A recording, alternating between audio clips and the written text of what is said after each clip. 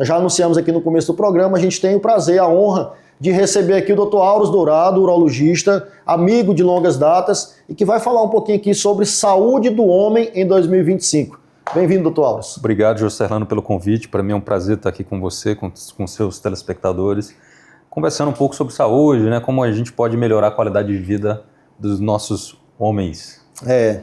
O Auros, aliás, o prazer ainda é maior, Auros, porque nós nos conhecemos há muito tempo, desde a faculdade, e é muito bom, Auros, antes de mais nada, antes da gente até começar a entrevista, ver a sua evolução, a sua trajetória. Obrigado. E o quanto você tem se tornado referência, não só dentro da urologia do Piauí, mas do Brasil como um todo e com diversos trabalhos no mundo, mas termina que o que você faz reflete nas outras especialidades e, de certa forma, nos influencia, nos ajuda. E a gente tem uma parcela aqui da nossa audiência que são colegas nossos médicos e eu tenho certeza que você vai inspirar muito aqui. Obrigado, Joserlano. Para mim também é um prazer aqui ver você nessa nova faceta, né, como apresentador, levando realmente informação de qualidade, porque nós temos muita informação por aí, mas falta realmente aquela informação balizada em ciência, em conhecimento e ética. Eu acho que é isso que a gente precisa. Sem dúvida. E para a gente começar a conversar sobre isso, Auros, nós homens, talvez até culturalmente, né, nós somos mais relaxados, vamos dizer assim, em buscar uma orientação, buscar uma assistência. E a gente sabe que a área que você trabalha, as doenças que você trata, são de fundamental importância nas principais faixas etárias ao longo do desenvolvimento do homem. O que as doenças, ou o que de fato a inovação, a tecnologia tem avançado na área da urologia e no tratamento ao longo desses anos? João, eu acho assim que a urologia talvez foi uma das áreas da saúde mais impactada com a tecnologia. Você imagina que há 100 anos, como que você fazia para tratar uma próstata, ou então tirar um cálculo da bexiga? Se você for ver assim, fotos da época, você realmente usava como se fosse uma garra para furar a bexiga, ou às vezes até pelo reto para tirar uma pedrinha na bexiga. Eu imagino que a gente conseguiu desenvolver câmeras microscópicas que te permite navegar não só na bexiga, chegar até o rim com uma câmerazinha flexível microscópica. E ainda mais, eu ainda consigo colocar um laser na ponta disso. Então, nos últimos 20 e 30 anos, a gente teve desenvolvimento de múltiplos lasers, não só lasers, mas várias outras fontes de energia, por exemplo, ultrassom, energia de congelar tumores, a crioterapia, energias de ablar tumores por radiofrequência. E a gente não está falando nem de cirurgia robótica, a gente está falando de utilizar as cavidades natural do paciente para poder tratar cálculos gigantes que antes tinha que abrir o paciente. Então, a urologia evoluiu muito com o desenvolvimento da tecnologia, isso falando de tratamento. Agora, para diagnóstico, a ultrassonografia nem se tinha na década de 80. Então, década de 90, ultrassonografia, depois tomografia, ressonância, e hoje, que era o maior medo do homem, a questão do toque retal, cada vez mais a gente tem feito menos toque retal, substituindo com uma ressonância, que antes tinha que ter uma bobina endorretal, que ainda era algo que invadia, incomodava, e hoje nem de bobina mais a gente precisa. Então, cada vez mais a gente estamos com a tecnologia sendo menos invasivos, sendo mais precisos e trazendo mais qualidade de vida, melhores resultados para as nossas cirurgias também. Você falou aí do toque retal, e isso é comum ainda, porque no meu consultório, e eu encaminho bastante, paciente que está na faixa etária aqui, eu vejo que não tem uma consulta regular com o urologista, não tem orientação, eu encaminho bastante, mas vez ou outra até roda de amigos, a gente escuta ainda um certo pudor em relação a isso. Detalhe um pouco mais, Auros, para a gente, o exame físico hoje que a gente consegue fazer no consultório do urologista. O que a gente consegue ter de informação no exame físico e o que os exames complementares vão nos ajudar? João, assim, falando de câncer de próstata, então assim, o que as sociedades recomendam? A partir dos 50 anos, eu acho errado, porque isso é mais uma visão de custo-benefício, ver qual que é o impacto financeiro para a população. Então, o que eu recomendo? 40 anos, faça o primeiro exame de sangue de PSA. Então, com esse teu PSA, a gente hoje na medicina a gente usa muita estatística. Então, a gente estratifica o risco daquele paciente. Eu vejo se ele é negro, se ele for negro, ele tem mais risco de câncer de próstata. Se ele tem familiar com câncer de mama, de próstata, ou algum outro câncer que geneticamente está ligado ao câncer de próstata, e esse primeiro valor do PSA. Então, se o primeiro valor do PSA dele for muito baixinho, menor do que 1, ele não tiver história, não for negro, então esse paciente já é baixíssimo risco. Então esse paciente eu posso vê-lo daqui a 2 ou 4 anos, tá? À medida que o risco dele vai aumentando, aí sim a gente vai fazer toque retal ou não. Se ele já chega no meu consultório com PSA alto, para mim o que é um PSA alto hoje? Um PSA acima de 3, ele nem precisa fazer toque, ele já vai fazer um exame que é muito mais acurado, que é a ressonância. Então já faz a ressonância, identificamos alguma lesão, aí sim vamos ter que fazer biópsia. Então muitos pacientes hoje, ó, que eu vou operar com câncer de próstata, ele nem passou pelo toque retal, porque ele já chegou com o PSA alterado, já fez uma ressonância que não invasiva, que indicou a biópsia e já deu o diagnóstico. Para que eu vou fazer um toque naquele paciente? Embora o toque seja uma coisa muito simples, não vai doer, faz parte do exame físico, assim. E se precisar fazer, não tem problema nenhum, uma coisa super tranquila, rápida. É como a mulher vai ao ginecologista, é muito mais invadida do ponto de vista de você ter que colocar um espéculo, que é doloroso, vai ter que, às vezes, coletar material do colo do útero, e já se faz isso de rotina. Então, felizmente, graças a iniciativas como a sua, cada vez mais a informação tem chegado aos nossos pacientes, e muitos não tem problema algum. Mas óbvio que sempre existe uma parcela de população que ainda é resistente e ainda não quer fazer, ou tem medo, não vai ao urologista por isso. Nós falamos aqui sobre cálculos renais, as famosas pedras nos rins, tumor de próstata. No dia a dia do consultório do urologista, quais são as doenças mais comuns e quais aquelas que podem ser evitadas? Então, assim, na minha prática clínica, mais comum, sem sombra de dúvida, é câncer de próstata, o mais comum. Câncer de próstata é o câncer que mais acomete o homem, tirando o câncer de pele. Então, no Brasil, quase 70 mil casos por ano. Então, é muito comum. 1 a cada 6 homens vai desenvolver câncer de próstata. Então, é bem comum. Outra doença bem frequente é hiperplasia benigna da próstata. O que é isso? Todo homem, depois dos 40 anos, a próstata começa a crescer. E a próstata, ela fica ao redor, assim, ela abraça o canal da urina. Então, à medida que essa próstata vai crescendo, ela pode comprimir o canal da urina, e é o sintoma mais frequente. É aquele jato da urina que era forte, normal, você passava a noite toda sem acordar, o jato começa a ficar cada vez mais fraco, cortando, ou acordando mais vezes ao banheiro. Isso é o crescimento benigno da próstata. É muito comum, também é uma das cirurgias que a gente mais realiza. E a terceira, como no Brasil aqui, a gente, principalmente no Piauí, é muito quente, a gente acaba levando a desidratação, urina mais concentrada, cálculos urinários. Então, assim, tem muito cálculo urinário aqui. Então, são as três doenças que a gente vai mais ver no consultório. Mas uma coisa bem interessante assim, é quando ir ao urologista, quando você deve ir ao urologista. Geralmente a gente fala assim, vai aos 40 anos. Está errado. Na verdade, cada fase da vida você tem alguma doença relacionada que o urologista deve acompanhar. Vou te dar um exemplo. Nos primeiros anos de vida, até a questão da fimose na criança, quem tem filho homem, é muito comum.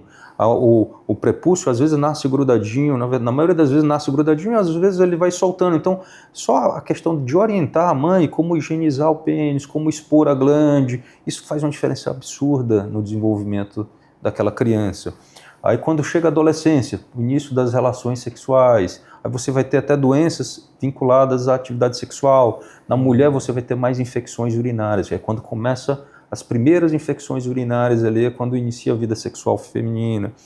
Nos homens também, alguma doença sexualmente transmissível. Outra coisa, o câncer mais comum em meninos, homens de 20, 30 anos, é câncer de testículo, tá? Então, por exemplo, a questão de pronto-socorro comum, né?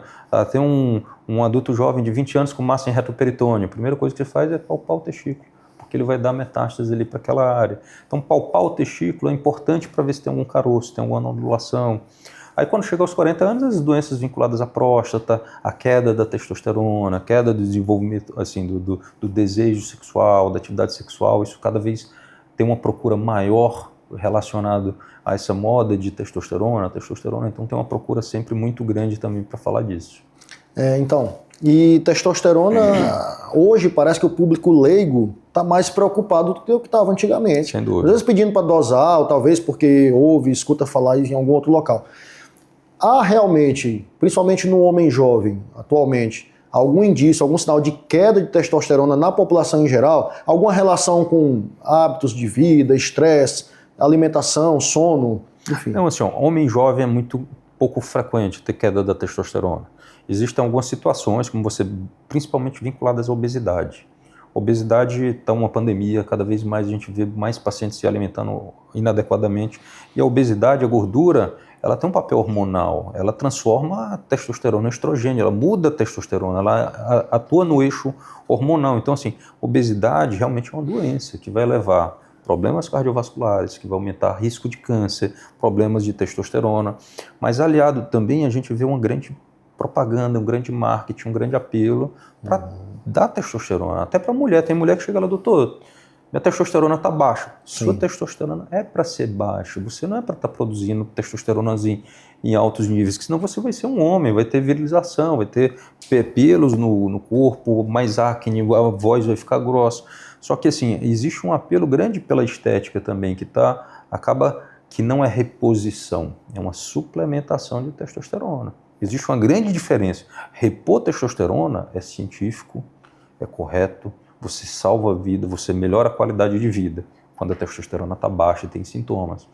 Agora, suplementar, você já tem uma testosterona normal e aumentar para níveis suprafisiológicos, isso, como você bem sabe, aumenta infarto, aumenta hipertrofia muscular, aumenta AVC, aumenta trombose, em números absurdos. Então, ao invés de você estar proporcionando saúde, você está causando mais transtorno no médio e longo prazo para aquele paciente.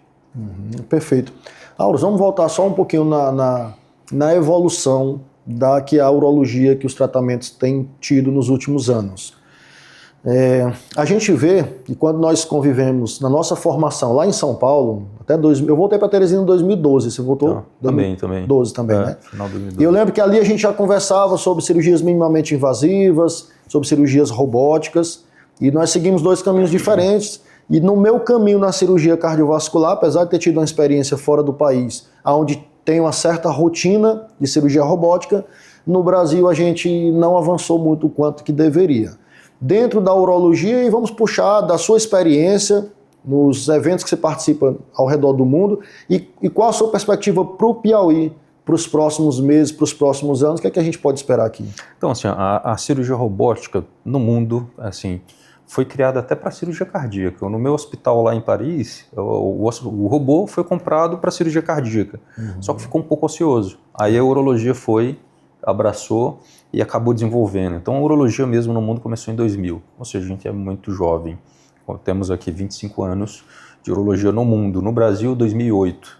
Então no Brasil a gente tem 17 anos de cirurgia robótica e eu comecei acho que em 2011, 2012. Então a gente está inserido nisso desde o início. E o que nós observamos é que no início a gente tinha que passar 1 hora, 2 horas para tentar convencer o paciente que a robótica tinha suas vantagens e no final acabava que ele ia fazer cirurgia aberta. Hoje acabou isso. Hoje o paciente chega no consultório querendo cirurgia robótica. Então quem na urologia não está inserido na cirurgia robótica para tratamento de câncer de próstata está fora do mercado praticamente. Então o paciente chega querendo fazer isso. Isso em grandes centros como em São Paulo. Todas as outras capitais do Nordeste já adquiriram um robô. Aqui no Piauí a gente já tem um projeto. Eu acho que eu não consigo dar detalhes, mas eu acho que dentro de 6 meses, 1 ano, a gente vai ter robô aqui em Teresina. Tá? A gente vai conseguir não precisar mais levar pacientes para fora, porque realmente é um sacrifício muito grande. Semanalmente eu estou em São Paulo, cada semana ou 2 vezes por semana. Para você ter uma ideia, o ano passado eu peguei 119 voos. Então, assim, é um sacrifício pessoal que a gente tem que fazer para estar inserido, para oferecer o melhor e realmente tá fazendo o melhor para os nossos pacientes. Sem dúvida. E para o paciente também, por mais que nós tenhamos grandes centros em São Paulo e com toda a liberdade, o trabalho que você tem lá também com as equipes, mas o paciente, no fundo, ele quer ser tratado em casa. Ele quer estar perto da família. Né? Sem dúvida. Se você tem toda a estrutura adequada aqui, não tem por que sair. Tá? E aqui em Teresina, a gente acaba tendo um destaque, porque temos grandes profissionais como você que realmente conseguem influenciar o meio e mudar a realidade e fazer com que a medicina, de certa forma, evolua mesmo, que é o que deve acontecer. Cada geração tem que fazer o esforço para, não vou dizer querer ser o melhor do ponto de vista egocêntrico, mas assim, melhor para tentar evoluir mesmo e fazer com que as coisas sejam cada vez melhores para os nossos pacientes. Sem dúvida. E também fazer jus ao nosso centro. Nós somos um centro de referência na região inteira, né? Os pacientes vêm nos procurar porque sabem, e que bom que muitos de nós, temos a oportunidade de sair, voltar e poder trazer aquela tecnologia e avançar aqui para os nossos pacientes. Meu amigo Aurus, Eu tenho certeza que nós teremos outras oportunidades, mas assim, antes da gente finalizar, se você pudesse dar um recado para aquele paciente, de repente, que nunca foi neurologista ou já tem algum tempo, sabe? E que ele quer dar quer mudar o pensamento, a ideia que ele tem de cuidar melhor da saúde dele, qual o recado que você pode passar para ele? Então, assim, a saúde envolve uma série de coisas. Mudança de estilo de vida, mas prevenção do ponto de vista não só de se tratar, mas de procurar e fazer um diagnóstico mais precoce. Tá? As mulheres, ela tem essa rotina e nós homens precisamos inserir isso na nossa rotina. Não é brincadeira, João. Todos os dias eu vejo pacientes jovens com câncer avançado. Hoje eu acabei de conversar com um paciente de 50 anos com câncer localmente avançado. Por quê? Falta de um diagnóstico precoce. Tá? A culpa é dele, da doença? Não. Mas ele poderia ter feito um diagnóstico um pouquinho antes. E a gente poderia melhorar a qualidade de vida, ter uma certeza de uma cura maior. Então não custa nada. Uma vez por ano, assim, um homem, culturalmente, assim, ele acha que ele é inatingível, inabalável, é aquele provedor, então tem toda aquela carga. Não chora, o homem não chora, não é isso? Então a gente precisa acabar com um pouco desse tabu, desse mito. Na verdade não custa nada, vá fazer seu exame de rotina. Eu fiz, ano passado eu estava com arritmia também, graças ao café, suspendi o café, passou. Mas a gente começa, principalmente depois dos 40, a perceber que a idade está chegando, as doenças vão vir. E 40 anos é muito jovem, eu tenho 42, a gente está no auge da nossa força de trabalho e a gente acha que nunca vai acontecer. Sim. Semana passada eu tive um cálculo ureteral, urinei sangue, dor forte, passou, foi resolvido. Mas assim, o urologista acontece também. Sim. E a gente se previne, toma água, tudo, mas tem que fazer os exames, acompanhar, e é isso. Então assim, se cuide, que vale a pena, assim. Nessa fase da idade, 40 anos, você está vendo teus filhos pequenos. Então, a vida hoje, a expectativa é 85 anos, pelo menos.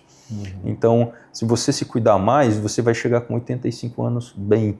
Com certeza você vê pacientes no teu consultório de 60 anos que parecem que tem 80. E de 80 que parecem que tem 60. Qual que é a diferença? Atividade, a cabeça e se cuidando. Obrigado mais uma vez, João. Eu que agradeço, Auros. É isso, quando a gente vê aquele vozinho, aquela vozinha de 80, 90 anos bem, começou a se cuidar muito antes, né? E é legal ver isso. Sem dúvida. Auros, obrigado mais uma vez pela sua participação, meu amigo. É sempre uma honra. Eu tenho certeza que nós teremos outros encontros aqui dentro e desejar ainda mais sucesso para você e que você continue beneficiando muitos pacientes. Obrigado pelo convite.